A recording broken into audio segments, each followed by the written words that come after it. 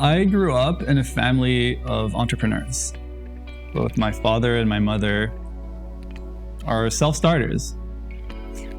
Were self-starters. My mother unfortunately passed away when I was in my early 20s. And yeah, so I grew up in Quebec, in Canada. And I had the good fortune of being a rather gifted child, while at the same time, I was a bit of a disruptive child. So I grew up with a need to somehow prove myself and to break free from the heaviness of the conditioning and people's expectations of me. And that drove me to rely on my mind, to basically solve every problem and push my way through every situation by sheer force of will and intellect and personality. And that served me for some time. I managed to build a successful solar energy company. And I was very much an individual contributor type. I think of it as the Rambo archetype. I was often in Rambo mode, working with adrenaline and putting a lot of pressure on everyone else also, and somehow getting my way.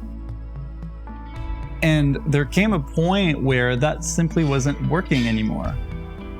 One important reason was that I ascended in my career to where all of a sudden I was not even close to being the smartest person in the room. My desire was I want to be surrounded with incredibly talented, brilliant people who are doing big things. And I got my wish. And it turned out that I had a lot of work to do. My heart was closed shut. And I lacked compassion not only for myself, also for everyone else. So I had some really painful lessons. Mm-hmm. You mentioned you reached a point where it didn't work anymore. And I want to just dive into this a little bit more, because a lot of people looking from the outside at your experience of, this young up and coming guy who, successfully created this company would point to that and say, hey, that's working. Mm-hmm. So there are elements that work from this way of approaching leadership, this way of approaching life. But there is something in it that doesn't work. And mm-hmm. I'm curious if you can expand upon what wasn't working.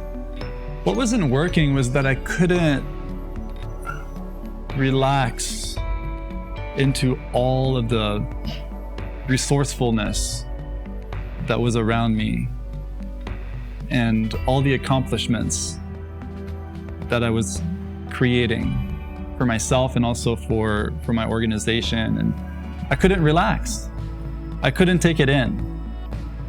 And that's exhausting, to be constantly on a treadmill, because the way that we're creating results is by pushing ourselves harder, by being a high performer.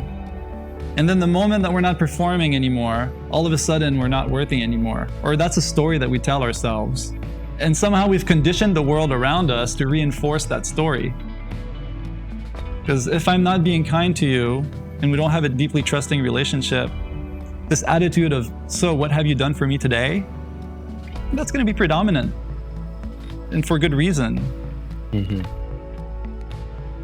Yeah, and this all culminated into me being at a really high point in my career, doing amazing work. I was working in a government agency and having a tremendous impact in doing the work that I knew deep down I wanted to be doing.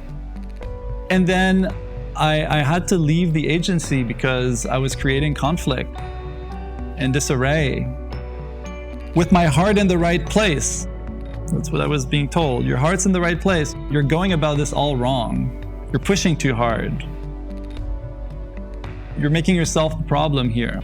And there was a part of me that just couldn't understand that because my heart was so closed. And did you recognize that it was the problem at the time, that your heart was so closed?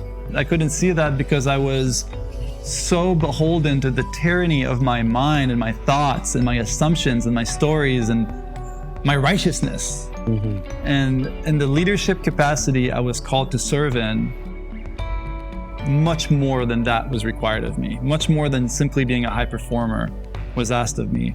So being in that position, and if you're relating to this as well, being in this position can feel a lot like a trap, like there's no way out, because it requires a massive shift in perspective, a massive paradigm shift in the way that we see the world. And I'm curious for you, what was the point where that happened? Well, I left that government agency, and then I had other experiences where I was pushing to create this company or get that project off the ground, and hitting all my targets and blowing the performance aspect out of the water. And still I was missing the picture on the relational aspect. So a couple of echoes of that experience happened. And then at one point I had to start paying attention and listening. And that brought me into, I went from Rambo Mode to the Ghosts of Christmas Past. Is it Scrooge or the Grinch? Right, yeah. Scrooge. Yep.